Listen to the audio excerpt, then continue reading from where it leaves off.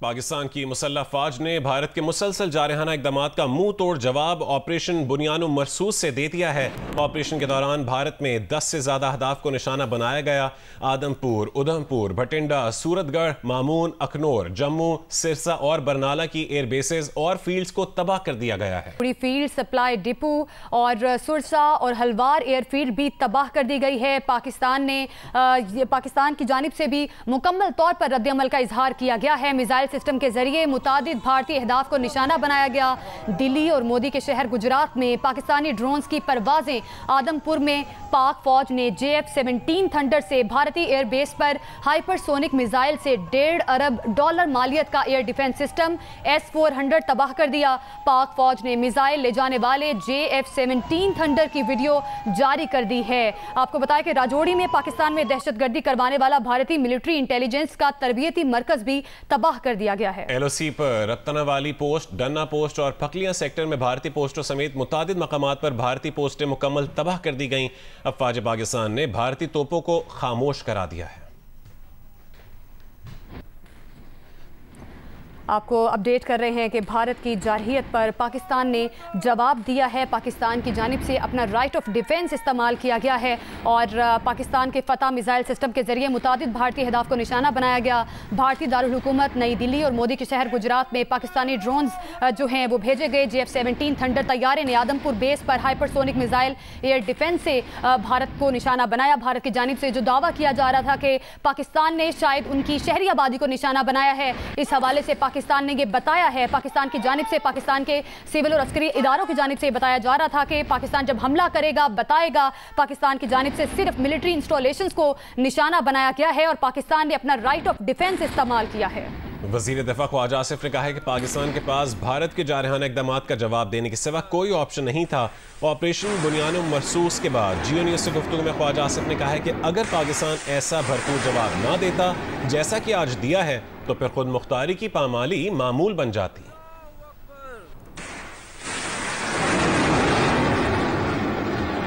आपको बताएं कि वज़ीर दिफा ख्वाजा आसिफ की जानिब से ये कुछ कहा गया है और पाकिस्तान की जानिब से जो रद्द-ए-अमल दिया गया है उस पर मुख्तलिफ सियासतदानों की जानिब से मुख्तलिफ प्रेस ब्रीफिंग्स भी आ रही हैं। आज वज़ीर आज़म भी खिताब करेंगे कौम से और बताया जाएगा कि पाकिस्तान का आगे का लाहे-अमल क्या होगा।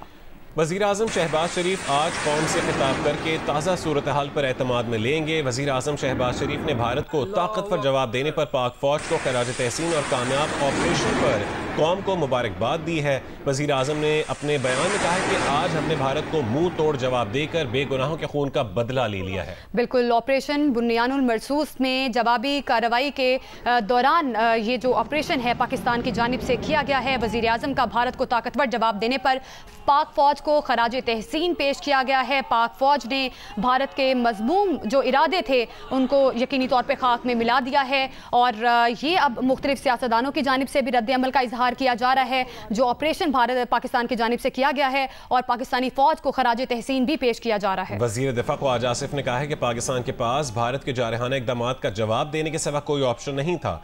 ऑपरेशन बुनियानो मरसूस के बाद जियो न्यूज़ से गुफ्तगू में ख्वाजा आसिफ ने कहा है कि अगर पाकिस्तान ऐसा भरपूर जवाब ना देता जैसा कि आज दिया है तो फिर खुद मुख्तारी की पामाली मामूल बन जाती। मीर साहब, ह्यूबरस की जो बात हुई है, जी मीर साहब जी आप ही से बात करें। मैं सिर्फ एक इंफॉर्मेशन शेयर करना चाह रहा हूं क्योंकि टाइम गुजरता जा रहा है। इस्लामाबाद जो कि पाकिस्तान का कैपिटल है, दारुल हुकूमत है, यहाँ पे अभी कुछ मिनट्स के बाद थोड़ी देर में एक मॉक एक्सरसाइज होगी। मॉक एक्सरसाइज ऐसे होगी कि इस्लामाबाद के मुख्तलिफ इलाकों में सायरन बजाए जाएंगे।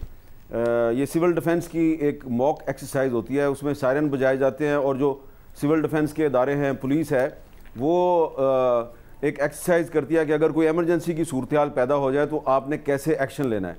तो इसमें शहरियों को पैनिक होने की ज़रूरत नहीं है। इस्लामाबाद और रावलपिंडी के शहरी जो हैं किसी भी सूरत में वो ये ना समझें कि कोई पैनिक की सिचुएशन है। सायरन बजाए जाएंगे 2 बजे के करीब। ये जो इस्लामाबाद का जो सेंटोरस मॉल के इर्द गिर्द का इलाका है यहाँ पे, उसके बाद जो खुदादाद हाइट्स का इलाका है E11 के पास और गोलड़ा के पास, वहाँ पे भी 3 साढ़े 3 बजे इस तरह की एक मॉक एक्सरसाइज होगी। उसके बाद तरनौल का इलाका जो है जो कि GT रोड पर है, वहाँ पर भी इस तरह की एक्सरसाइज होगी 4 साढ़े 4 बजे के करीब। तो मैंने मुनासिब समझा। इस्लामाबाद पुलिस जो है वो भी लोगों को बता रही है, तो ये एक पब्लिक सर्विस मैसेज है। तो मैंने सिर्फ इसलिए आपसे इजाज़त लेके ये इंफॉर्मेशन शेयर किया है कि सिर्फ इस्लामाबाद में नहीं बल्कि पाकिस्तान के और भी शहरों में इस तरह की मॉक एक्सरसाइज की जाएगी। पुलिस और सिविल डिफेंस की जो इदारे हैं वो मिलकर ऐसी एक्सरसाइज करेंगे। तो पैनिक नहीं होना किसी ने, और इसका मकसद ये है कि अगर कोई खुदा न ख्वास्ता एमरजेंसी सिचुएशन पैदा हो जाए तो हमारे जो मुतलका इदारे हैं उनको पहले से पता हो कि हमने क्या करना है, और शहरियों को भी पता हो कि उन्होंने क्या करना है। मीर साहब, आपको याद होगा वज़ीर ख़ारजा जब हमसे बात कर रहे थे इसहाक डार, तो उन्होंने कहा था कि मुझे ज़रा वक्त दीजिए, सऊदी शहज़ादे की मुझे कॉल आ रही है, और उनका फिर सऊदी वज़ीर ख़ारजा शहज़ादा फैसल बिन फरहान से रबता हुआ। ज़ाहिर है मौजूदा सूरत हाल पर तबादला ख्याल हुआ। उसके बाद जो हमने कार्रवाई की है, जवाबी कार्रवाई की है डिप्लोमेटिकली, किस किस से रब्ता हो चुका है अब तक पाकिस्तान का, और क्या रिस्पॉन्स आ रहा है ओवरऑल दुनिया की तरफ से? देखें अब्दुल्ला साहब, एक बात तो हमें याद रखनी चाहिए कि ये हमारी जंग है। इसमें हमारे कुछ दोस्त जो हैं वो हमारे साथ खड़े हैं, लेकिन जंग हमारी है और लड़नी भी हमने है। और हमें जो है वो दोस्तों की कहीं पे एलानिया कहीं पे गैर एलानिया हमायत हासिल है, और किसी भी दोस्त को हमें इस इम्तिहान में नहीं डालना चाहिए कि जनाब आप खुलकर हमारी हमायत करें। तो चीन हो, तुर्की हो, कोई भी दूसरा मुल्क हो, वो खुलकर हमायत करें या खामोश हमायत करें, हमने ये जंग अपनी खुद लड़नी है। पहली बात तो यह है। दूसरा जो आपने सवाल किया है कि अब तक किन किन ममालिक के साथ हमारा राब्ता हो चुका है, तो वो जो राब्ता करने वाले ममालिक हैं उनकी तादाद अब काफ़ी बढ़ती जा रही है। ज़्यादातर ममालिक जो हैं वो सिर्फ पाकिस्तान को नहीं बल्कि इंडिया को भी कह रहे हैं कि रेस्ट्रेंट का मुजाहरा करें। अब ये जो अमेरिका की तरफ से, सऊदी अरब की तरफ से और कतर की तरफ से, अब आगा खान के जो उनके जो नए नुमाइंदे हैं रहीम आगा खान, उन्होंने भी दोनों ममालिक से अपील किया है। तो ये जो दोनों ममालिक को कहा जा रहा है ना, ये इंडिया की एक बहुत बड़ी सफारती शिकस्त है। ये उनकी एक डिप्लोमेटिक डिफीट इसलिए है कि इंडिया तो अपने आप को प्रोजेक्ट कर रहा था पहलगाम अटैक के बाद कि वी आर विक्टिम और we are the victims of terrorism, हम तो दहशत गर्दी का निशाना है और पाकिस्तान जो है वो दहशत गर्द है। लेकिन अब हो क्या रहा है? हो ये रहा है कि जो भी दुनिया का कोई भी कैपिटल जो है जब वो अप्रोच करता है इंडिया को, तो साथ में पाकिस्तान को भी अप्रोच करता है। अगर बात वो करते हैं मोदी के साथ या उनके फॉरेन मिनिस्टर के साथ, तो पाकिस्तान के फॉरेन मिनिस्टर के साथ भी बात करते हैं। इस पर इंडिया में बड़ी रिजेंटमेंट है। इसका सबूत क्या है? सबूत मेरे सामने है इस वक्त मेरे फ़ोन में। बरखा दत्त साहबा का काफ़ी आप लोगों ने जिक्र किया है, और वो जो है अब अपनी ट्वीट के ज़रिए वो ये कह रही हैं जी कि 30 साल तक, for 30 years the international community had an opportunity to do something about Pakistan but it has sat on its hand. It has sat on its hand. ये उन्होंने किसको कोट किया है? उन्होंने कोट किया है यूके में जो इंडियन हाई कमिश्नर हैं, उन्होंने एक इंटरव्यू दिया है। तो यूके में इंडियन हाई कमिश्नर जो हैं वो इंटरनेशनल कम्युनिटी को कह रहे हैं कि आप 30 साल से आपने पाकिस्तान को रोकने की कोशिश नहीं की। तो ये उनकी एक मायूसी है कि दुनिया जो है वो अब पाकिस्तान को उसी नज़र से देख रही है कि जिस नज़र से पहले वो इंडिया को देखती थी। और अब यूके का जो इंडिया का जो यूके में हाई कमिश्नर है वो ये कहने पे मजबूर हो गया है कि जनाब आपने पाकिस्तान को रोका ही नहीं। तो अब ये जो उनका ये जो शिकवा शिकायत है इंटरनेशनल मीडिया, और बरखा दत्त साहबा ने थोड़े दिन पहले हिंदुस्तान टाइम्स में इंटरनेशनल मीडिया के खिलाफ शिकवे शिकायत से भरपूर एक आर्टिकल लिखा है कि भाई आप पाकिस्तान को दहशतगर्द स्टेट क्यों नहीं कह रहे। तो इसका मतलब ये है कि जो इंगेजमेंट हो रही है पाकिस्तान की भी और इंडिया की भी, तो उसमें इंडिया की तरफ से जो इंगेज करने वाले ममालिक हैं, ख्वाह वो अमरीकी वज़ीर ख़ारजा हैं या सऊदी वज़ीर ख़ारजा, उनको कहा यह जा रहा है कि जनाब आप पाकिस्तान को हमारे साथ कंपेयर ना करें, सीज़ फायर हमने नहीं करना, सीज़ फायर पाकिस्तान ने करना है। तो पाकिस्तान जब उनको ये कह रहा है कि भाई हम तो विक्टिम है, हमने तो पहल नहीं की, तो वो मानने उनके पास पाकिस्तान का मौक़िफ़ मुस्तरद करने के लिए कोई जस्टिफिकेशन नहीं है, क्योंकि पाकिस्तान जो है वो डिप्लोमेटिकली पाकिस्तान का मौक़िफ़ जो है वो बेहतर है, पाकिस्तान को मॉरल बर्तरी हासिल है, इखलाकी बर्तरी हासिल है। तो इसलिए आज सुबह से लेकर अब तक इसहाक डार साहब की और पाकिस्तान के जो दीगर अहम हुकूमती शख्सियात हैं उनकी जो इंगेजमेंट्स हो रही हैं दुनिया की मुख्तलिफ अहम शख्सियात के साथ, फॉरेन मिनिस्टर्स के साथ, प्राइम मिनिस्टर्स के साथ, तो उसमें ये बात कही जा रही है कि हमने पहल नहीं की, हम अपने आप को डिफेंड कर रहे हैं और हमने जो रिस्पांस दिया है वो रिस्पांस हमने अपने सिविलियंस की कैजुअलिटीज़ के बाद दिया है। और कल रात को जो इंडिया ने हम पर हमारी फ़ौजी तनसीबात पर हमला किया तो उसके बाद हमने ये रिस्पांस दिया है। तो अभी सुबह से जो इंगेजमेंट्स हुई हैं उसके बाद भी पाकिस्तान यही कह रहा है कि अगर हिंदुस्तान रोकेगा तो हम भी सोचेंगे कि हमने भी रुकना है या नहीं रुकना। उसकी वजह क्या है? बड़ी इंपॉर्टेंट वजह उसकी वजह यह है कि आप देखें कि 5 अगस्त 2019 को हिंदुस्तान ने जो किया, उसके बाद भी पाकिस्तान ने फरवरी 2021 में हिंदुस्तान के साथ सीज़ फायर का एक एग्रीमेंट किया और LOC पे सीज़ फायर किया। उसका क्या नतीजा निकला? नतीजा ये निकला कि हिंदुस्तान ने वो सीज़ फायर तोड़ दिया। हिंदुस्तान ने तोड़ा, पाकिस्तान ने नहीं तोड़ा। तो एक और ला हासिल सीज़ फायर का पाकिस्तान को क्या फ़ायदा है? तो अब पाकिस्तान जो है वो जो भी दुनिया के ममालिक हमें इंगेज कर रहे हैं उनको ये कह रहा है कि हमने पहले भी इंडिया के साथ सीज़ फायर किया, उसका क्या फ़ायदा हुआ? 2021 में भी जो सीज़ फायर था उसमें बहुत से अरब कंट्रीज़ जो हैं वो इन्वॉल्व थे पाकिस्तान और इंडिया के दरमियान, तो हमें उसका क्या फ़ायदा हुआ है? तो अब अगर आपने कोई सीज़ फायर करवाना है या आप चाहते हैं डी एस्केलेशन हो तो वो मानी खेज होनी चाहिए, मीनिंगफुल होनी चाहिए। जो भी डायलॉग हो मीनिंगफुल होना चाहिए, डंग टपाओ डायलॉग नहीं होना चाहिए कि इंडिया जो है वो सीज़ फायर के नाम पर एक दफ़ा फिर वक्त हासिल करे और मसला कश्मीर जो है वो भी हल ना हो और 3-4 साल के बाद एक दफ़ा फिर पाकिस्तान पे अटैक कर दिया जाए। कश्मीर एक्चुअली जब तक एड्रेस नहीं होगा, ये मुबालिक इसी तरह शायद हर थोड़े अरसे बाद एक दूसरे के मद्दे मुकाबिल खड़े रहेंगे। उस पर भी अब हतमी और फैसला कुन बात होनी चाहिए। That is really very important. Hamid Mir साहब सीनियर सहाफ़ी तज्ज़ियाकार हमारे साथ मौजूद हैं। नूर खान अवैस के बारे में भारत ने बहुत सी खबरें चलाई हैं, रावलपिंडी के बारे में बहुत सी खबरें चलाई हैं। मतलब अर्नब गोस्वामी तो डायरेक्टली हामिद मीर का नाम ले लेके पूछ रहे होते हैं, कह रहे होते हैं कि भाई ये छुपा रहे हैं चीज़ें, पहले फायर कर रहे थे लोगों को, अब छुपा रहे हैं चीज़ें। तो हामिद मीर साहब ने वहाँ का दौरा किया और इन्हीं की जुबानी इनका आंखों देखा हाल हम जानते हैं। मीर साहब आप कुछ देर के लिए हमारे साथ नहीं थे, बट आप बड़े इंपॉर्टेंट काम पे थे और आप गए और अपनी आंखों से क्या देखा, प्लीज़ पूरी दुनिया से शेयर कीजिए। जी बहुत शुक्रिया अब्दुल्ला साहब। मैं थोड़ी देर पहले स्टूडियो से निकला तो मैंने ये फ़ैसला किया कि मुझे रावलपिंडी जाना चाहिए और नूर खान एयरबेस के इर्द गिर्द का जो इलाका है उसको विज़िट करना चाहिए।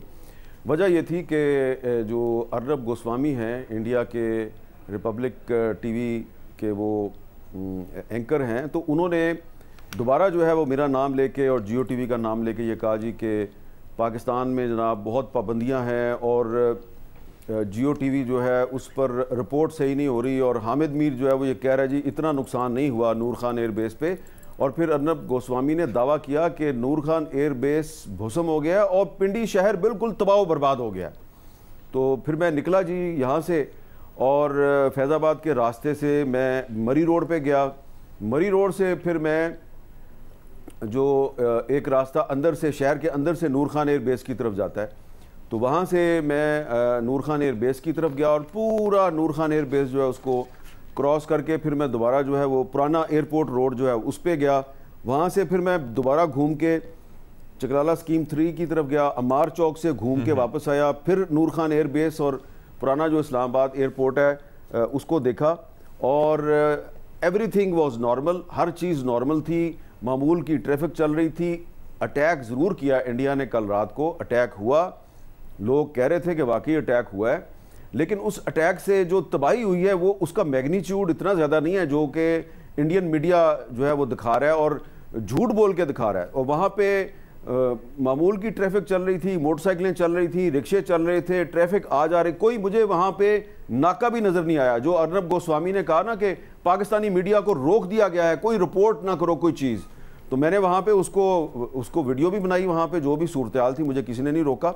तो ये सिर्फ एक मिसाल मैंने आपको दिया है कि जो इंडियन मीडिया झूठ बोल रहा है, बार बार झूठ बोल रहा है, तो हमने जाके ऑन ग्राउंड विजिट करके उसको देखा और उनका जो झूठ है उसको हम बेनकाब कर रहे हैं। और एक दफ़ा फिर मैं आपके ज़रिए अर्नब गोस्वामी साहब जो हैं उनको बहुत ही आजाना तरीके से ये दरख्वास्त करता हूँ, चैलेंज नहीं करता, दरख्वास्त करता हूँ कि भाईजान आप बार बार मेरा नाम लेते हैं, जियो न्यूज़ का नाम लेते हैं, झूठ बोलते हैं, कभी तो अपने किसी दावे को सच साबित करने के लिए कोई एविडेंस पेश कर दें। मैंने अब आपको गलत साबित करने के लिए मैंने एविडेंस पेश किया है। मैं गया वहाँ पे रावलपिंडी नूर खान एयरबेस के इर्द गिर्द घूमता रहा, मुझे किसी ने नहीं रोका। मैंने उसकी वीडियो फिल्म बनाई, वो क्लिप जो है वो मैंने सोशल मीडिया पे भी शेयर कर दिया है। हो सकता है वो आपको भी जी, हमारे यहाँ भी चल रहा है वो साथ साथ आपकी गुफ्तगू के, तो आपकी भी स्क्रीन पे अगर चल रहा है तो आप साबित करें ना। आप साबित करें कि आपने जो पहले दावा किया था कि मैंने अपने कोई 3-4 कुलीग्स जो हैं उनको नौकरी से निकलवा दिया है, ना तो आप उसको सही साबित कर सके, ना ही अब आप इस दावे को सही साबित कर सकते हैं। तो आप बार बार गलत साबित हो रहे हैं, तो अब कोई तीसरा झूठ ना बोलिएगा, वरना फिर अगर आप तीसरा झूठ बोलेंगे मैं फिर आपको गलत साबित करूंगा, मेरी हैट्रिक हो जाएगी आपके खिलाफ। तो बेहतर यह है कि अब आप खामोशी इख्तियार करें और आपके होशो हवास पे हामिद मीर और जियो न्यूज़ सवार है, रिलैक्स करें और झूठ कम बोलें। चलिए, ये तो आपका मशवरा पहुंच गया ना कि वो सच्चाई में तो इंटरेस्टेड है ही नहीं, बस उन्होंने जो एक बयानिया बना लिया वो बयानिया बना लिया, and that is all they wanted. क्या आपको पता है पाकिस्तान पर हमला करने के लिए भारत ने एक ऐसे मुल्क से हथियार खरीदे जो दुनिया भर में दहशतगर्दी का घिनौना चेहरा माना जाता है। ये हथियार हैरोप ड्रोन थे जो इसराइल की एक कंपनी ने तैयार किए। हाल ही में भारत ने पाकिस्तान में दाखिल होकर इन्हीं ड्रोन्स के जरिए शदीद तबाही फैलाने की कोशिश की थी, जिसे पाक फौज की बरवक्त कार्रवाई ने नाकाम बना दिया। वजीर इत्तलात अताउल्लाह तारड़ के मुताबिक बुध से अब तक 77 ड्रोन्स नाकारा बनाए जा चुके हैं। ये ड्रोन्स टेक्नोलॉजी के एतबार से जंग का नया चेहरा तस्वुर किए जा रहे हैं। आखिर इन ड्रोन्स में ऐसी क्या खास बात है? दरअसल हैरोप ड्रोन और मिसाइल का एक ऐसा कॉम्बिनेशन है जिसे लॉइटरिंग म्यूनिशन कहा जाता है, यानी ऐसा ड्रोन जो अपने कैमरों और सेंसर्स की मदद से दुश्मन के टारगेट्स तलाश करता है। ये 9 घंटों तक फ़ज़ा में मुअल्लिक रहकर इंतज़ार भी कर सकता है और टारगेट हासिल होते ही एक्सप्लोड हो जाता है। इस सलाहियत की वजह से इसे खुदकुश ड्रोन भी कहते हैं। ये ड्रोन इसराइल और भारत के अलावा आज़रबाईजान, जर्मनी और तुर्की में भी इस्तेमाल किए गए हैं।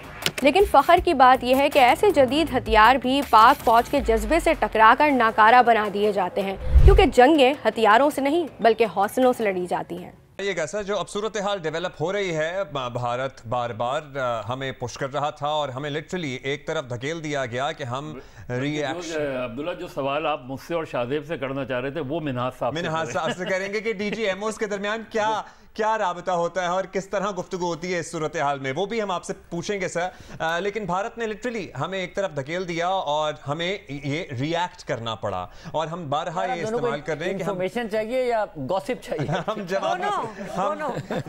हमने जवाबी कार्रवाई की और जवाबी कार्रवाई भी ऐसे हुई कि दुश्मन भी मानने पे, दुश्मन जो सच को छुपाता है और झूठ को परवान चढ़ाता है, वो भी अपने नुकसान के बारे में पूरी दुनिया के सामने मोतरफ हुआ और मानने पे मजबूर हुआ कि उसको भारी नुकसान उठाना पड़ा है। सर, यहां से आपको क्या लगता है, नरेंद्र मोदी की सियासत, उनका टेम्परामेंट, उनकी हिस्ट्री देखते हुए बात आगे बढ़ेगी या पाकिस्तान ने इतना मौसर जवाब दिया है कि अब वहां पे उनके जो डिफेंस एनालिस्ट हैं और उनकी फौज है, अफवाज है, वो प्राइम मिनिस्टर को समझाएंगे कि आप बस करते हैं? जी, बिस्मिल्लाहिर्रहमानिर्रहीम। सबसे पहले तो तमाम पैनल को अस्सलाम वालेकुम, नजर भाई को, खान भाई को, आप लोगों को सबको सलाम और मुबारकबाद कि हमने पाकिस्तान से जो तवक्को की जा रही थी रिस्पॉन्स जनरेट करने की, हमने उसको बेहतरीन तरीके से टाइम गेन करके अपनी मर्जी के टाइम पे, अपनी मर्जी की जगहों पे, टारगेट्स पे और क्वांटम के हिसाब से रिस्पॉन्स किया। ना सबसे पहला सवाल जो आप मदर भाई कह रहे थे कि आप पूछें कि डीजीएमओस कैसे आपस में बात करते हैं। वैसे सवाल मेरा था, अब जवाब मिल जाएगा हम सारों को। अच्छा जी, डीजीएमओस जो है बेसिकली उनकी हॉटलाइन मौजूद है और किसी भी मिसपरसेप्शन, मिसकैलकुलेशन को अवॉइड करने के लिए तमाम जंगों के दौरान भी और पीस टाइम के ऊपर भी आपस में ये बातचीत करते हैं। इसके अलावा जो ये बहुत मौसर हमारी हॉटलाइन है, जो हमारे अंदर काफी सारी जो कॉन्फ्लिक्ट एस्केलेट होने का मौका आते थे तो उसको ये एमओ की जो हॉटलाइन ये अपना किरदार अदा करती थी। इसके साथ साथ 1999 के जो कंपोजिट डायलॉग हमारे शुरू हुए थे वाजपेयी साहब के विजिट के बाद, उसके बाद फॉरेन सेक्रेटरीज के दरमियान भी हॉटलाइन स्टैब्लिश की गई और जो डिप्लोमेटिक लेवल के ऊपर अगर मिसअंडरस्टैंडिंग या कोई नैरेटिव बिल्ड किया तो उसके ऊपर भी जिम्मेदारी से बात की जाती है। और हम सब जानते हैं कि डिप्लोमेट्स जो हैं वो एंगेजमेंट पे बिलीव करते हैं और अगर उससे बात न बने तो फिर फौज की तरफ जाते हैं। अब तीसरी चीज जो बेसिकली शॉट्स कॉल करते हैं वो उनकी जो एडवाइजर इंटरनेशनल सिक्योरिटी के एडवाइजर अजीत डोवल जो है, तो उसकी वजह से फिर अभी हमने देखा कि DGI को भी हमने नेशनल सिक्योरिटी एडवाइजर बनाया, बिकॉज वो इक्वल फुटिंग के ऊपर बातचीत करें, क्योंकि उसका ताल्लुक भी पुराना रॉ से रहा हुआ था जो है वो अजीत डोवल का भी। तो लिहाजा ये 3 किस्म के ऐसे चैनल्स हैं कि जिसके ऊपर बातचीत हो रही थी। लेकिन ये तमाम चीज कहने के बाद ये जो 2-3 दिन हमने लिए 6-7 की रात को जो अटैक हुआ था, उसके बाद से लेके अब तक पब्लिक का बहुत प्रेशर डेवलप हो रहा था। लेकिन एट द सेम टाइम हमने जैसे 98 में जब इंडियंस ने न्यूक्लियर टेस्ट किए थे, तो हमने तकरीबन 2-3 हफ्ते का टाइम दिया था दुनिया से रोक लें, इसकी मजम्मत करें, इसको देखें। लेकिन बजाय कि उनकी मजम्मत करने के, उनको रोकने के, फिर वो इंडिया के फेवर में स्टेटमेंट हैं, एंड देन अल्हम्दुलिल्लाह हमने 5 की जगह 6 में टेस्ट किए थे। नाउ हैविंग सेड दैट, ये 4 दिन 5 दिन अगेन हमने देखा अल्हम्दुलिल्लाह डिप्लोमेटिक जितनी एफर्ट्स चल रही थी वो बड़ी वाज़ेह तौर पे सामने आई थी, हमारे हक में स्टेटमेंट्स भी आ रहे थे, लेकिन इंडियंस को इन ट्रू सेंस कंडेम नहीं किया जा रहा था। तो लिहाजा हमने अटैक भी 2 दिन 3 दिन वेट किया, बिकॉज इस वक्त वो सरप्राइज देने के उसमें नहीं थे और पुलवामा के बाद वाली सिचुएशन से काफी बेहतर सिचुएशन में थे। तो लिहाजा हमने टाइम लिया और फिर जब रात को ना बेसिकली इंस्टिगेट किया था कि जिसपे नूर खान एयरबेस के ऊपर, शोरकोट के ऊपर और दीगर इस तरह के हमारी फौजी इंस्टॉलेशंस थी, उनके ऊपर उन्होंने जब मिसाइल अटैक किए उसी तरह के, तो फिर इट वाज एनफ। तो टारगेट्स हमने ऑलरेडी किया हुआ था। हमने हतफ 10 तक, हतफ 1, 2, 3 से लेकर 10 तक में शाहीन, गौरी, अब्दाली और सारे वेपन सिस्टम आते हैं। तो सबसे छोटी रेंज का जो है मिसाइल, ये जो फतेह है, इससे हालांकि छोटे रेंज का हमारे पास नसर भी है 60 किलोमीटर वाला, लेकिन वो चूंकि हर तरह के वॉरेट्स लेके जा सकता है, तो मेरे ख्याल में शायद इसलिए उसको इस्तेमाल नहीं किया। तो 120 किलोमीटर वाले हतफ को हमने इस्तेमाल किया और तमाम मिलिट्री टारगेट्स को एंगेज किया गया। जितने उनके फॉरवर्ड ऑपरेशन बेसिस जो कि तकरीबन 40 से 50 किलोमीटर बॉर्डर के अंदर होते हैं, उन तमाम को उड़ाए गए। रीजन ये है कि जब ये 6-7 तारीख को इनके 5 जहाज जब नीचे गिरे थे, तो ये तमाम अपने जहाजों को लेके जो पीछे स्ट्रैट इनके ऑपरेशन बेसिस होते हैं तकरीबन 150 किलोमीटर प्लस, उधर ये अपने ब्रिगेडियर साहब, एक चीज जो सवाल उठ रहा है जिसको इंडिया अभी तक नहीं तस्लीम कर रहा, वो S-400 एयर डिफेंस सिस्टम है, जो कि हमारी तरफ से दावा किया जा रहा है कि हमने इसको तबाह कर दिया है, जो दुनिया के लिए लिटरली एक अचंबा होगा, क्योंकि state of the art, billions of dollars, इसकी कोई इंफॉर्मेशन मिल सकी है आपको अब तक? जी बिल्कुल, देखिए S-400 जो है ना, एंटी बैलिस्टिक मिसाइल सिस्टम है। जब ये आया था 2016-17 के अंदर, तो हमने उसका भी शॉट डाला था कि ये S-400 बेसिकली जो इक्वेशन ऑफ डिटरेंस है, ये बैलेंस ऑफ पावर है जिसका साउथ एशिया के अंदर, तो उसको ये डिस्टर्ब करेगा। तो लिहाजा उसके जवाब में पाकिस्तान के पास मुख्तलिफ ऑप्शन थी और उसके ऊपर मैंने एक आर्टिकल हिलाल में भी लिखा हुआ है। तो लिहाजा उसमें फिर क्या था, हमने ज्यादा वेपन बनाने थे अगर उनके पास कैपेबिलिटी आती। लेकिन ये भी बता दूं कि S-400 की जो तादाद है वो 4 के 5 इनकी बैटरी है, टोटल इसमें 16-17 मिसाइल हर एक के अंदर हैं। और जनरली उन्होंने वो जो डिप्लॉय कर रखे हैं वो दिल्ली के ऊपर किए हुए हैं, अपनी कैपिटल जो यहाँ पे इनकी पार्लियामेंट है, GHQ है, ये इस तरह के जो इनकी स्टेट ऑर्गेनाइजेशन का जो हेडक्वार्टर है वहां पे इन्होंने डिप्लॉय कर रखे हैं। तो S-400 जो इनके स्ट्रेटेजिक चीजों को बचा रहा था कश्मीर के अंदर, उसको हमने हिट किया। अब ये इसका हिट होना, जो S-400 की क्रेडिबिलिटी पूरी दुनिया में as anti ballistic missile system जो मानी जाती थी, क्योंकि पाकिस्तान के जो डिलीवरी मीन्स हैं किसी भी स्ट्रेटेजिक वॉरहेड को लेके जाने के लिए, कि जिसमें कन्वेंशनल तो है ही है, लेकिन स्ट्रेटेजिक वॉरहेड मैं जो कह रहा हूँ आप समझ रहे मैं क्या कह रहा हूँ, तो उसको बेसिकली जो कैरियर्स हैं हमारे वो मिसाइल्स हैं। तो मिसाइल्स हमारे पास पूरी 1 to 10 एक सीरीज है हतफ की, तो उसको काउंटर करने के लिए ये S-400 लेकर आए थे। तो लिहाजा जैसे राफेल के बाद इन्होंने फ्रांस को बदनाम किया, ये जो अपने ड्रोन जिन्होंने हार्पी और उन्होंने इस्तेमाल किया इसराइल को बदनाम किया, और इसी तरह रशियन अगेन जैसे MiG-29 तो हमने ये कैसे किया, कुछ इसकी तफसील है? क्योंकि लिटरली मतलब पीपल आर स्टन्ड कि ये बड़ा मुश्किल था ये होना, ये करना। जी, ये भी जो हमारे जो गाइडेड म्यूनिशन हमारा जो PL-15 है, मेरे ख्याल में उसी से इन्होंने हिट किया, क्योंकि बियॉन्ड विजुअल रेंज के ऊपर मिशंस तो इनकी हो रही थी और एग्जैक्ट लोकेशंस भी हमें अच्छी तरीके से मालूम थी। तकरीबन ये $1.5 अरब का एक सिस्टम है, एक जिसमें के दो फायरिंग सिस्टम होते हैं, गाइडेंस का होता है, ट्रैकिंग का होता है, उसको बेसिकली उड़ाया। तो पूरा एक सिस्टम इन्होंने $1.5 अरब का, जो $1.5 अरब का वो। वन वुड एक्सपेक्ट कि इनके यही सिस्टम्स होंगे जिनकी सबसे ज्यादा उन्होंने एक सेफ्टी सिक्योरिटी रखी होगी, क्योंकि ऑब्वियसली अगर यही हिट हो जाए तो फिर उनके पास वो बड़े कॉम्प्रोमाइजिंग पोजीशन में आ जाते हैं। उनके लिए तो बहुत ही सरप्राइजिंग होना चाहिए that we manage to do that. लेकिन बिल्कुल आप उनके अभी जो उनकी जो डिफेंस मिनिस्ट्री की अभी उन्होंने की भी एक ब्रीफिंग दी है, उसके अंदर जो बॉडी लैंग्वेज है बड़े बेहतरीन तरीके से देख रहे थे कि the way she was talking, और अब उनके पास कोई चीज रह नहीं हो रही है। यही बताऊं कि जो भी ऑपरेशंस हमने किए हैं बेसिकली ये प्रिलिमिनरी ऑपरेशंस हैं, इब्तिदाई ऑपरेशंस हैं। इसके बाद मेन ऑफेंसिव में अभी जाना है। ये जो बात हम लोग कर रहे हैं कि हमने क्या रिस्पॉन्ड कर दी, ये तो अभी सिर्फ एक इब्तिदाई है। इसके बाद हम एस्केलेशन, अगर डी एस्केलेशन की तरफ जाते हैं तो अगर उसके इंडिकेटर्स नजर आए तो तब हम डी एस्केलेट करेंगे। अदरवाइज जैसे भी वो उनकी स्पोक्स पर्सन कह रही थी कर्नल कुरैशी जो है कि हम लोग चाहते हैं कि एस्केलेशन ना हो। ये एस्केलेशन बेसिकली एक किस्म की उनकी हार का या उनकी बॉडी लैंग्वेज से साफ दिखा रहा है कि वो कितने डिस्टर्ब है, वन। और सेकेंडली हो सकता है कि हम फिर उनके बहकावे में आए, तो जो कि नहीं आएंगे ऑफ कोर्स हमारी स्ट्रेटेजिक कम्युनिटी पूरा इसको नजर रखी हुई, क्योंकि टाइम गेन करने की एक एफर्ट भी हो सकती है।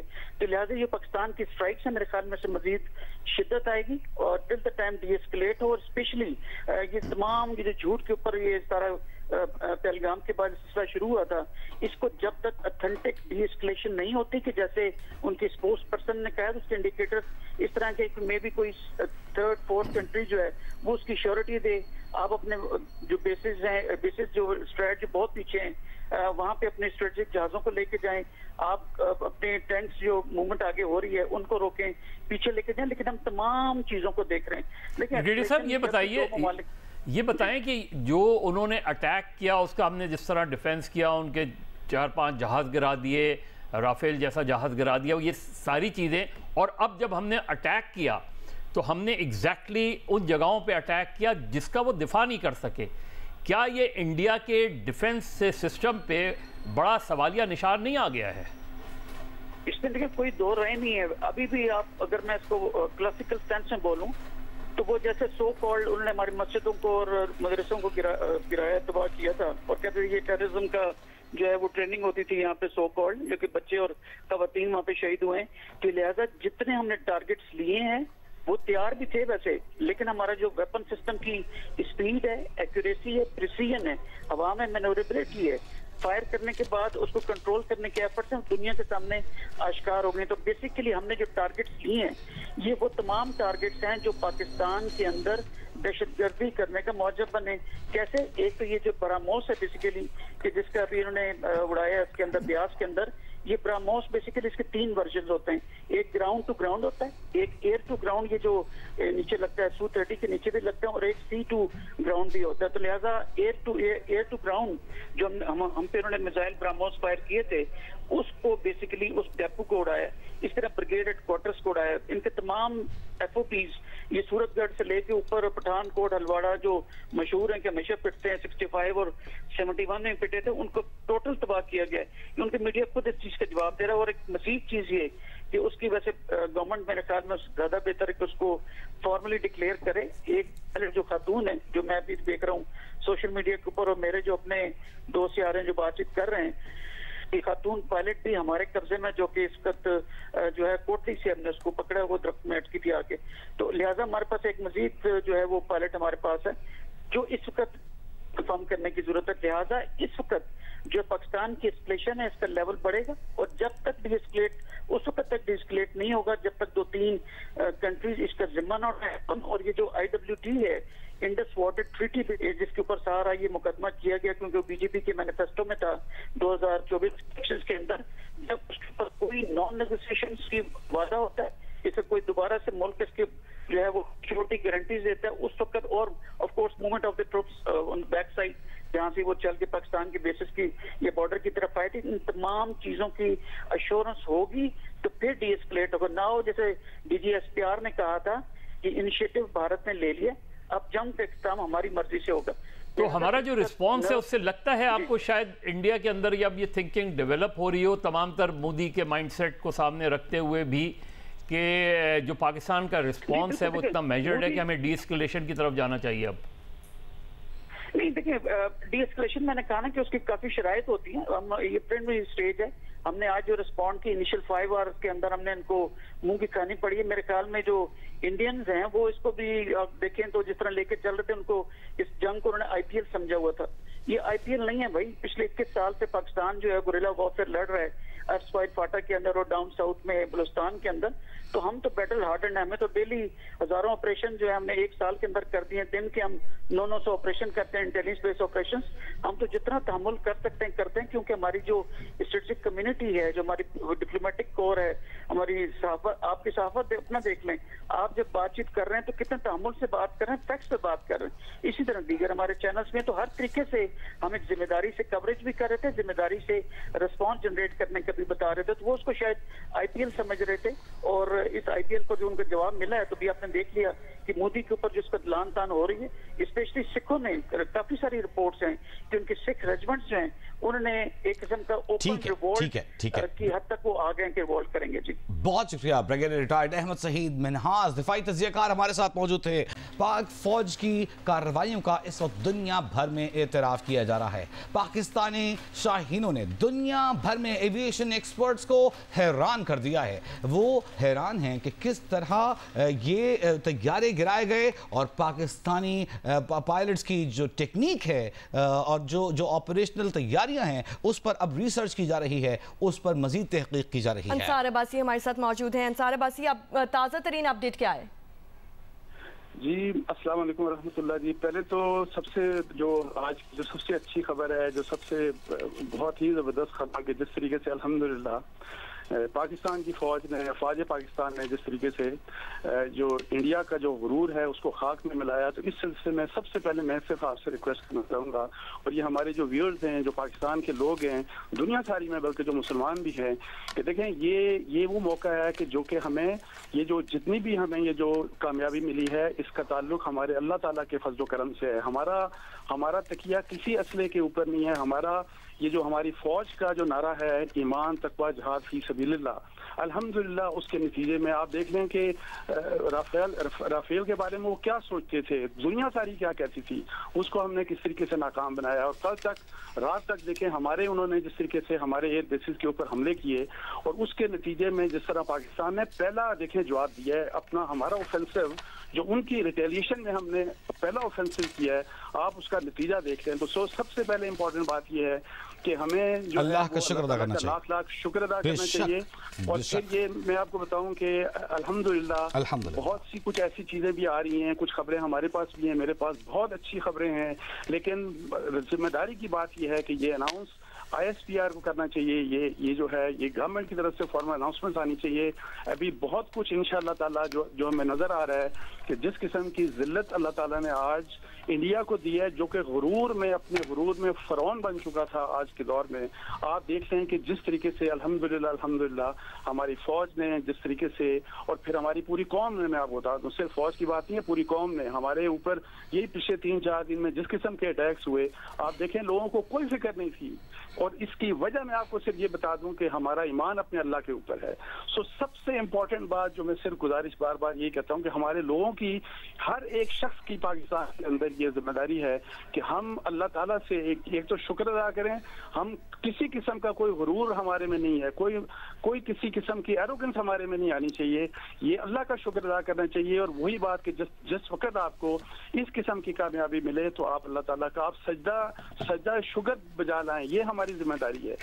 ये बहुत ही अल्हम्दुलिल्लाह जबरदस्त काम हुआ है जी आज। और आप देख रहे हैं कि इंडिया जो हमसे बात नहीं करना चाह रहा था, जो किसी किस्म के इवन जो इंटरनेशनल जो भी किसी किस्म की जो डिप्लोमेसी थी, उसके नतीजे में जो पाकिस्तान के साथ मामलात को ठीक नहीं करना चाहता था, आज वो इंडिया कहता है कि जी हाँ हम डीएस्केलेशन करना चाहते हैं। अंसार अब्बासी साहब, ये जो एक हमें जंगी महाज पे कामयाबी मिली है, हरबी महाज पे कामयाबी मिली है अल्लाह के फजलो करम से, ये तो मुसल्लम है ही। साथ ही जो इंडिया बेनकाब हुआ है दुनिया भर में, वो जो झूठ बोलता रहा है, वो न सिर्फ अपनी आवाम की नज़र में बेनकाब हुआ, अपने मीडिया की नज़र में बेनकाब हुआ, बल्कि दुनिया ने देखा कि वो कहता था हमारा तैयारा नहीं गिरा, और दुनिया बता रही थी कि उनके 5 तैयारे गिरे हैं और कई एक से ज़ायद तैयारों का शुरू से ही आना शुरू हो गया था। तो ये कितना बड़ा डेंट है इंडिया के लिए ओवरऑल, जो दुनिया की मईशत में बड़ी मईशत या बड़ी जमहूरियत बनना चाहता था, 8,500 ट्विटर अकाउंट्स, एक्स अकाउंट्स बंद करवा दिए इंडिया ने। कितना बड़ा नकाब है जो इंडिया के चेहरे से उतरा है।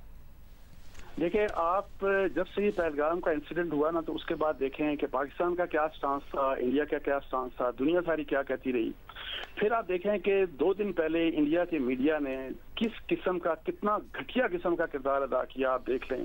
अच्छा, वो सारी चीजें, अब ये अल्लाह का करम है। मैं कहता हूँ कि इंसान सोच भी नहीं सकता। आप जब ये इवेंट्स देखते हैं ना, तो फिर आपको लगता है ऐसे कि यार देखें, ये कोई गैबी ताकत है जो आपकी मदद कर रही है। अब परसों उन्होंने किस किस्म का, मतलब है कि उन्होंने हिस्टेरिया क्रिएट किया, झूठ बोला। उससे पहले जो पाकिस्तान का था, नफरत पैदा कर रहे थे। आप देख लें कि परसों का जो उनके मीडिया का रोल था, उन्हीं को उस रोल की वजह से कल के दिन, मतलब है कि सिर्फ एक दिन की बात थी, दूसरे दिन सुबह सारे उन्हीं के इंडियंस जो थे, इंडिया के लोग अपने जो थे, उन्होंने इंडिया के मीडिया के ऊपर ये एतबार करना छोड़ दिया। यानी कि ये झटका बहुत बड़ा था। और ये इंडिया का मीडिया नहीं था, पीछे हुंदतवा था, पीछे मोदी की थिंकिंग थी, पीछे ये सारे का सारा, ये आपको पता है कि ये साइकोलॉजिकल वारफेयर का हिस्सा होता है। तो इस लिहाज से वो पाकिस्तान को साइकोलॉजिकली डिप्रेस करना चाहते थे। लेकिन अल्हम्दुलिल्लाह ये सारा कुछ उलट पड़ा उनके ऊपर। आज जितनी मैं आपको बता दूं रोल है, और होपफुली हम ये दुआ करेंगे कि आगे भी सूरत हाल अंडर कंट्रोल ही रहे। लॉस ऑफ लाइफ जहां भी होता है, बॉर्डर के इस पार हो या बॉर्डर के उस पार हो, वो loss of life he consider होता है। लेकिन एट द सेम टाइम हम दुश्मन को बारहा ये बताते रहे थे, बताते रहे हैं और बताते रहेंगे। मेरा ख्याल है अब तो बता दिया है कि हमारी खामोशी को या हमारी आमने की ख्वाहिश को कमजोरी ना समझिएगा। और अब दुश्मन को भी ये बावर हो गया होगा कि हाँ, ये सिर्फ अमन के ख्वाह लोग थे, ये कमजोर नहीं है। क्योंकि पाकिस्तान ने जवाबी कार्रवाई जिस तरह की है, और हम यहाँ ये मेंशन करेंट कि हमने जवाबी वार नहीं किया, क्योंकि हम उस तरह का जिंगोइज्म नहीं करते, ना करेंगे कभी। ये जवाबी कार्रवाई है जो हमने की है। बिल्कुल जी। अच्छा, लेकिन obviously at the same token हमें अपडेट्स भी लेनी है कि सिफारती ताल्लुकात हमारे कैसे चल रहे हैं, क्या बातचीत हो रही है। खासतौर पे हमारी जो टॉप टियर है उनकी भी बातचीत चल रही है डिफरेंट ममालिक से। ऑब्वियसली एक टेंशन जो है इसको डिसेमिनेट करने की भी बड़ी जरूरत है। एजाज सैयद हमारे साथ हैं। एजाज सैयद, सबसे पहले तो ये बता दें कि इसहाक डार साहब की बात जो हुई है मार्को रूबियो से, उसकी कोई तफसीलात, कोई डिटेल्स बताएं कि बात वो सिर्फ हमारे साथ ही हुई है, इंडिया में भी हो रही है, कोई टेंशन को डिफ्यूज करने के लिए, डी एस्केलेट करने के लिए कोई बात, इस तरफ बात जा रही है? बहुत शुक्रिया। मैं मार्को रूबियो जो कि अमेरिकी सेक्रेटरी ऑफ स्टेट हैं, उन्होंने जो राब्ता किया है उसकी पहले तफसील बता दूं। पहली बात तो यह है कि अमेरिकी secretary of state Marco Rubio ने के नायब वजीर आजम और वजीर खारजा इसहाक डार और फिर पाकिस्तान के army chief general Asim Munir दोनों से अलग अलग राब्ता किया है। और ये राब्ता एग्जैक्टली उस वक्त किया गया है जब पाकिस्तान ने एक भरपूर जवाब दिया है हिंदुस्तान को। और मार्को रूबियो ने क्या कहा, पहले मैं वो बताता हूँ, फिर पाकिस्तान की तरफ से क्या जवाब दिया ये भी बताना आपको जरूरी है। सबसे पहले तो ये कि मार्को रूबियो की तरफ से कहा गया कि हम आपको जो असिस्टेंस देंगे ताकि पाकिस्तान और भारत के जो मुस्तकबिल के जो कॉन्फ्लिक्ट्स हैं वो न हो सके, उनको अवॉइड किया जा सके, ये मार्को रूबियो की तरफ से कहा गया। और डी एस्केलेशन का कहा गया, यानी कि जो टेंशन है उसको खत्म किया जाए। जवाब में पाकिस्तान की जो क़यादत है, सिविल क़यादत और फौजी क़यादत, उसने क्या कहा, ये सबसे इंटरेस्टिंग बात है। पाकिस्तान की तरफ से नायब वज़ीर ख़ारजा इसहाक डार और पाकिस्तान के army chief general Asim Munir ने एक ही बात थी। उन्होंने कहा कि पहली बात तो ये है कि पाकिस्तान ने अटैक नहीं किया, भारत ने अटैक किया। और अगर आप देखें जो टाइम लाइन है वो देखें तो वो भी हैरानकुन टाइम लाइन है। वो टाइम लाइन ये है कि 22 अप्रैल को पहलगाम पर हमला होता है, भारत फौरी पाकिस्तान के ऊपर इल्जाम लगा देता है और पाकिस्तान कहता है कि नहीं आप तहकीकात कर लें, और आलमी बरादरी को कहता है कि तहकीकात कर लें। उसके जवाब में भारत 7 मई को पाकिस्तान के ऊपर अटैक कर देता है, जिसका उस वक्त भी हमने भरपूर जवाब दिया, पाकिस्तान ने भरपूर जवाब दिया। और फिर पाकिस्तान ने अभी भी भारत को जवाब दिया है और भरपूर जवाब दिया है। और आप देखिए भारत की 10 मुख्तलिफ मुकामात के ऊपर भारत की 20 से ज्यादा इंस्टॉलेशन उनको तबाह कर दिया गया है या नकारा बना दिया गया है या उसको बड़ा नुकसान उठाना पड़ा। और ये ज्यादातर सारी की सारी मिलिट्री इंस्टॉलेशन है, सिविलियन आबादी को अवॉइड किया गया है कि वो सिविलियन आबादी इसका हिस्सा ना बने। तो पाकिस्तान की तरफ से बताया गया मार्को रूबियो को कि हमने बड़ी एहतियात की है और हमने अवॉइड किया है कि ये एस्केलेशन ना हो, लेकिन भारत ने जब किया तो हमने उसे भरपूर जवाब दिया है। आखिरी बात जो सबसे अहम वो ये है कि पाकिस्तान ने अमरीकी वज़ीर ख़ारजा को बताया कि देखिए आप हमें डी एस्केलेशन का कह रहे हैं, हमने भारत को भरपूर जवाब दिया है और भारत को पता चल चुका है कि हम क्या कर सकते हैं, क्योंकि देखिए ना पाकिस्तान ने सबसे पहले भारत का बहुत ज्यादा एक कॉन्फिडेंस था अपनी एयरफोर्स के ऊपर, अपनी ग्राउंड फोर्सेस के ऊपर, एयरफोर्स पे ज्यादा, तो एयरफोर्स के ऊपर उन्होंने 7 मई को 75 फाइटर प्लेन्स अपनी फिजा में चल। आप अपनी बात कंटिन्यू रखिएगा एजाज, लेकिन ना सिर्फ भारत का अपनी एयरफोर्स पे कॉन्फिडेंस था, अपनी आर्म्ड फोर्सेस पे कॉन्फिडेंस था, अमेरिका का भी भारत पे बहुत कॉन्फिडेंस था, क्योंकि उसने खित्ते में ये डिक्लेयर किया हुआ था कि Bharat is its friend and China is not so ally. इस हवाले से अहम बात यह है कि जो भारतीय एयरफोर्स को 5 हथियारों का नुकसान उठाना पड़ा और पाकिस्तान ने ये क्लेम किया। और सबसे अहम ये कि जो अमेरिका है, अमेरिका के सेक्रेटरी खारजा ने जो हमसे राब्ता किया वो उस वक्त राब्ता किया जब चीजें बहुत आगे बढ़, जब पाकिस्तान ने भरपूर जवाब दिया। और इसमें बेहतरीन बात ये है कि ये राब्ता उस वक्त किया गया है जब पाकिस्तान के प्राइम मिनिस्टर ने अनाउंस किया कि हम नेशनल कमांड अथॉरिटी का इजलास, नेशनल कमांड अथॉरिटी की जब मीटिंग बुलाई जाती है तो इंतहाई अहम फैसले उसमें किए जाते हैं, सबको मालूम है। उसकी तफसील में हम नहीं जाएंगे कि किस तरह की वेपनरी का इस्तेमाल मुस्तकबिल में किया जाना है, इस हवाले से तय किया जाता है। जब यह अनाउंस किया गया पाकिस्तान की तरफ से तो अमरीकी सेक्रेटरी ऑफ स्टेट की तरफ से न सिर्फ आर्मी चीफ से राबता किया गया, नायब वजीर आजम से भी राबता किया गया और कुछ देर कर दी गई है ये राबता करने में सर्टनली, लेकिन अब भी पाकिस्तान हमेशा से अमन का ख़्वाह रहा है और अब भी जो कार्रवाई की है पाकिस्तान ने ऑपरेशन यानुम मरसूस के तहत जो कामयाबियां हासिल की हैं उसका जवाब ये था कि भारत बिला इश्तियाल हमारी सरहदों की खिलाफ वर्जी कर रहा था। हमारे सबसे पहले सिविलियंस को एक बेबुनियाद एक मन घड़त कहानी के तहत इसने शहीद किया, निशाना बनाया।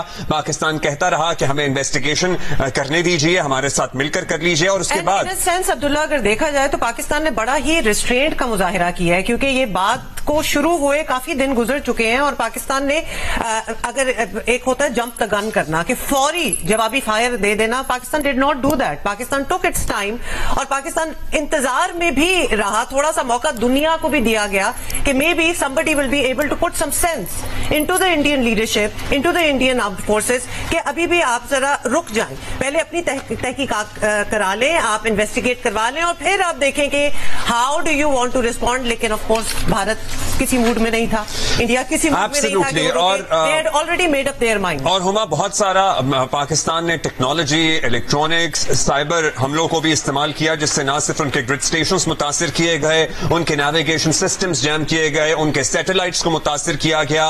और इन तमाम कार्रवाइयों के बाद पाकिस्तान ने मुतअद्दिद अहदाफ को अचीव किया। पाक भारत कशीदगी में वजीर आजम ने सियासी लीडरशिप से टेलीफोनिक राब्ता किया है।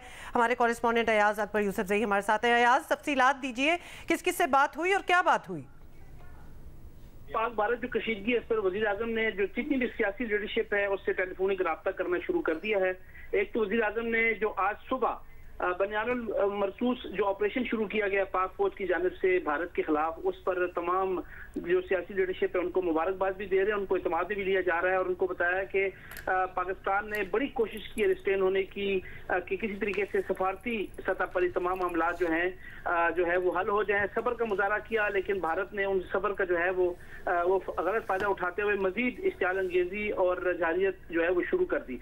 अब जितनी भी लीडरशिप है, जैसे मौलाना फजल रहमान है, पाकिस्तान तहरीक इंसाफ से बैरिस्टर गौर हैं, सबसे राब्ते किए जा रहे हैं। वजीर आजम इस वक्त टेलीफोनिक राब्ते में सबसे मसरूफ है वजीर आजम हाउस से, और इस वक्त एक तो वो मुबारकबाद भी दे रहे हैं जितनी कामयाबी से पाक फौज ने जो रिस्पॉन्ड किया है भारत के जो जितने भी इंस्टॉलेशन है उनके खिलाफ, और जो वहां से दरअंदाजी हुई है, जिस तरीके से उनको न्यूट्रलाइज किया है, उनके जो अटैक से उनको नाकाम रहे हैं, तमाम चीजें जो वजीर आजम सियासी लीडरशिप से उनसे इस हवाले से गुफ्तगू भी की जा रही है और उनको मुकम्मल तौर पर तमाम चीजों से आगाह भी रखा जा रहा है। और मजीद भी पाकिस्तान इस हवाले से जो भी कार्रवाई का इरादा रखता है तो वो तमाम सियासी लीडरशिप जो है उन तमाम लोगों को इस तमाम हालात से बाखबर रखा जाएगा। और वज़ीर आज़म का ये कहना है कि इस वक्त पाक फौज के शाना बशाना तमाम पाकिस्तानी कौम, कोई तफरीक नहीं, कोई सियासी जुमात नहीं, सब हम एक परचम, सब सिर्फ पाकिस्तानी हैं और सबका परचम सिर्फ पाकिस्तान है। वज़ीर आज़म सियासी क़यादत को एतमाद में ले रहे हैं। बहुत शुक्रिया आपका अयाज अकबर। एजाज, अगर आप हमारे साथ मौजूद हैं तो हमें बताइएगा क्या ताज़ा तरीन सिफारती कोशिशें हो रही हैं इस महाज पर? जी, आज ये दूसरा बड़ा राब्ता हुआ है। सबसे पहले अमरीकी सेक्रेटरी ऑफ स्टेट, अमरीकी वजीर खारजा ने पाकिस्तान से राब्ता किया। अब सऊदी वजीर खारजा ने पाकिस्तान से राब्ता किया है। नायब वजीर आज़म और वजीर खारजा इसहाक डार से सऊदी वजीर खारजा फैसल बिन फरहान ने टेलीफोन पर राब्ता किया है। नायब वजीर आज़म इसहाक डार ने सऊदी हमनसब को भारतीय हमलों के हवाले से आगाह किया कि किस तरीके से भारतीय हमले किए गए, और फिर पाकिस्तान ने जो रद्द-ए-अमल दिया उसके बारे में तफसील से नायब वज़ीर आज़म ने बताया।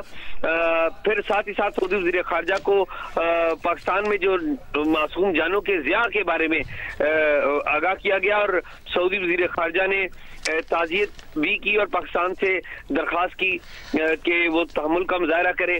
दोनों वज़ीर खारजा ने मुसलसल राब्ते में रहने पर इत्तफाक किया, और जो पाकिस्तान और भारत के दरमियान जो पैदा होने वाली ताज़ा तरीन सूरत-ए-हाल है उसमें डी एस्केलेशन के ऊपर आलमी कुव्वतें कोशिश कर रही हैं।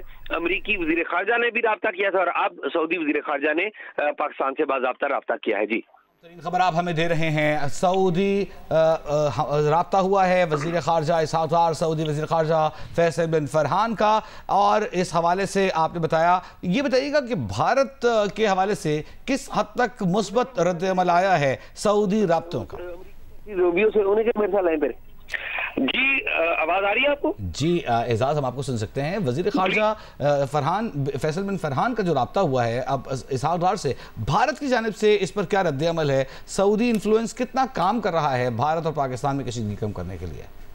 जी, सऊदी अरब भी बड़ा काम कर रहा है और अमेरिका भी बड़ा काम कर रहा है। और आपको मैं ताज़ा तरीन इतला दे दूं कि अमेरिकी सेक्रेटरी ऑफ स्टेट, अमेरिकी वज़ीर खारजा, उनकी बात हुई है भारतीय वज़ीर खारजा जयशंकर के साथ। भारतीय वज़ीर खारजा जयशंकर के साथ अमेरिकी सेक्रेटरी ऑफ स्टेट ने बात कर ली है। मैंने जिस तरीके से आपको बताया था कि सुबह के वक्त पाकिस्तान के वज़ीर खारजा के साथ और पाकिस्तान के आर्मी चीफ के साथ अमेरिकी सेक्रेटरी ऑफ स्टेट रोबियो ने राब्ता किया था। अब भारत के तरफ से भारतीय वज़ीर खारजा जयशंकर के साथ अमेरिकी सेक्रेटरी ऑफ स्टेट रोबियो की बात हुई है, और भारतीय वज़ीर खारजा जयशंकर इन्होंने मौक़िफ़ अख्तियार, उन्होंने बताया है कि अमेरिकी वज़ीर खारजा से उनकी गुफ्तगू हुई है, और उन्होंने कहा कि जी हमारा जो मौक़िफ़ है वो मुतवाज़न रहा है, ज़िम्मेदाराना रहा है। ये भारतीय वज़ीर खारजा ने एक सोशल मीडिया के ऊपर बयान जारी किया है। ताहम उन्होंने इस बात की तस्दीक की है कि भारतीय जो अमेरिकी वज़ीर खारजा है रोबियो, उनसे उनकी गुफ्तगू हुई है। इनके पहले अमेरिकी वज़ीर खारजा ने पाकिस्तान के नायब वज़ीर आज़म इसहाक डार और पाकिस्तान के आर्मी चीफ से बात की है, और फिर अमेरिकी वज़ीर खारजा ने राब्ता किया है भारत के वज़ीर खारजा जयशंकर के साथ, जो अब तक हमें मालूम हो चुका है कि भारत में इसी बात को हम आगे बढ़ाते हैं। एजाज, हमारे पास वो जुमला है जो भारतीय वज़ीर खारजा जयशंकर की जानिब से मार्को रूबियो को कहा गया है, सेक्रेटरी खारजा को कहा गया है। उन्होंने कहा कि India's approach has always been measured and responsible and remain so, कि हमारा जवाब नपा तुला था और आइंदा भी ऐसा ही रहेगा। ये जयशंकर का दावा है कि उन्होंने मार्को रूबियो को, जो कि अमरीकी सेक्रेटरी खारजा हैं, वज़ीर खारजा हैं, उन्हें ये जवाब दिया है। ये याद रहे कि मार्को रूबियो ने राब्ता किया है, और उनका राब्ता इसलिए है कि दोनों मुल्कों के से तहम्मुल की अपील की जाए, मामले को डी एस्केलेट किया जाए। लेकिन जयशंकर लगता है आज होने वाले वाक़यात के बावजूद भी उनकी अकड़ गई नहीं है। कहते हैं कि इंडिया की जो अप्रोच थी वो नपी तुली थी, हमेशा से नपी तुली रही है और आइंदा भी नपी तुली और जिम्मेदाराना रहेगी। लेकिन जो ग्राउंड पर सूरत हाल है वो ज़्यादा जिम्मेदाराना लग नहीं रही भारत की जानिब से, जिसकी वजह से भारत को इतना नुकसान उठाना पड़ा। बहुत शुक्रिया एजाज सैयद आपका। जब हम बात कर रहे हैं, एजाज हमारे साथ ही रहिएगा टेलीफोन लाइन पर। वज़ीर ख़ारजा सागदार का सऊदी वज़ीर ख़ारजा से फैसल बिन फरहान से टेलीफोनिक रब्ता हुआ। तर्जुमान दफ्तर ख़ारजा की जानिब से ये बताया गया है। सियालकोट वर्किंग बाउंड्री से हमें ज्वाइन कर रहे हैं हमारे कॉरेस्पॉन्डेंट उमर एजाज, और वहाँ क्या सिचुएशन है, क्या मोरल है, क्या हो रहा है, हमें बता रहे हैं। Over to you Umar. ये आखिरी देहात है जहाँ जियो न्यूज़ की टीम पहुंची है सियालकोट वर्किंग बाउंड्री का। जी उमर। जानिब से मुसलसल जो है वर्किंग बाउंड्री पर बिलाश्तल फायरिंग और गोलाबारी का सिलसिला मैं इस वक्त चिपराट सेक्टर के एक गांव सालेपुर में मौजूद हूं, जहां पर आप देख सकते हैं, मेरा कैमरामैन अगर आपको दिखाए तो ये गांव मुकम्मल तौर पर खाली हो चुका है। ये एक घर है जहां पर कुछ ही देर पहले मार्टर गोला जो है वो भारत की जानिब से गिराया गया था। ये आप देख सकते हैं कि छत जो है वो फट गया है। खुशकिस्मती से ये यहाँ पर कोई मौजूद नहीं था और चीज़ जाने जो है वो बच गए। कोई किसी किस्म का यहाँ पर कोई जानी नुकसान नहीं हुआ। हम बिल्कुल ज़ीरो लाइन के ऊपर हैं। आप फुटेज में देख सकते हैं कि सामने बिल्कुल भारत की चेक पोस्ट है जहाँ से ये फायरिंग की जाती है।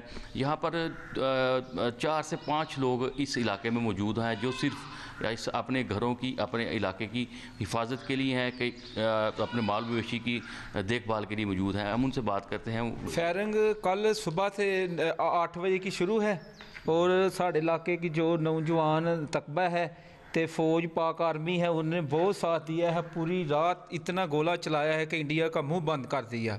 और साढ़े केड़े लड़के नौजवान ने उन्होंने बड़ी मदद की है और अपने इलाके की बहुत हिफाजत कर रहे हैं। सियालकोट वर्किंग बाउंड्री के आखिरी देहात में मौजूद थे हमारे साथ ही जियो न्यूज़ की टीम। और इससे कबल आपको याद होगा जब भारत ने बुज़दिलाना कार्रवाई की थी हमारे निहत्ते शहरियों के खिलाफ, तो बहावलपुर डिस्ट्रिक्ट में अहमदपुर शर्किया में भी एक बड़ा हमला किया गया था और बहावलपुर में भी उसके बाद से मोराल बहुत बुलंद है आवाम का। भाई हौसले बुलंद हैं वहाँ, और ये सुना तो था, लेकिन फिर हमने भेजा, हमारी साथी एंकर हैं अलीना फारूक शेख, वो वहाँ गई हैं, वहाँ के लोगों से भी उन्होंने मुलाकात की है, बातें की हैं। We want to show you that. Alina, आपको पता है हम रिवायत बरकरार रखते हुए फ्रंट लाइन से आपको रिपोर्ट करने के लिए मौजूद है फील्ड के अंदर, और बहावलपुर का हमने सबसे पहले इंतखाब किया है क्योंकि ये वो शहर है जहाँ पर जब भारत की तरफ से पाकिस्तान के ऊपर हमला हुआ तो न सिर्फ मुतअद्दिद मिसाइल्स यहाँ पर, सबसे ज़्यादा मिसाइल्स यहाँ से कुछ ही फासले पर दागे गए, बल्कि जो सबसे बड़ा नुकसान हुआ वो भी बहावलपुर के शहरियों का ही था। तकरीबन 30 से ज़ायद अफराद ज़ख्मी हुए और 13 से ज़ायद जो हैं लोग वो शहीद हुए।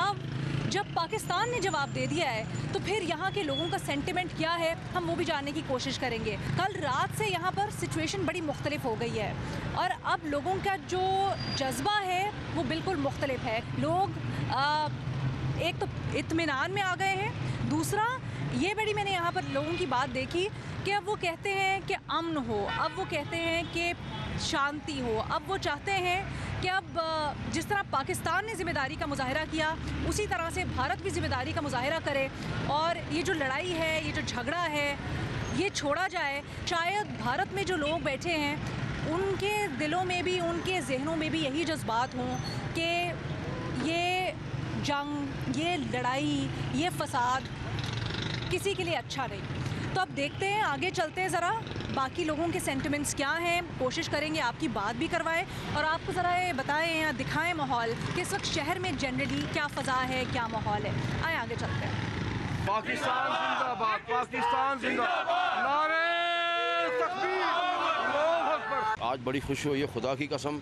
इन्होंने वार करा इंडिया के ऊपर, उनको ऐसी की तैसी फेर दी। हम लोग पाकिस्तानी नेशन जो है एक पीसफुल नेशन है और अब हम पे जंग जो है मुसल्लत की गई है।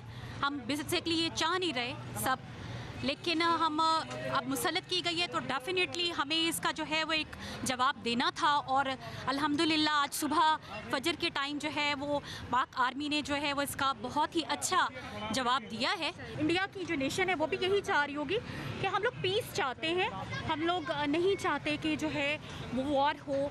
पाक फौज ने जो रात को जवाब दिया है, पाक फौज जिंदाबाद, पाक फौज ने इंडिया के घुटने टेक दिए हैं। इंडिया भीख मांग रहा है, माफिया मांग रहा है, हम पूरी की पूरी अवाम माल और जान के साथ पाक फौज के पीछे खड़े हैं। जो तराने आपने लगाए हुए क्यों? मैंने ये तराने इसलिए लगाए हैं कि हमारी पाक फौज को पता चले कि वो खाली वहाँ नहीं लड़ रही, ये पूरी आवाम उनके साथ खड़ी है।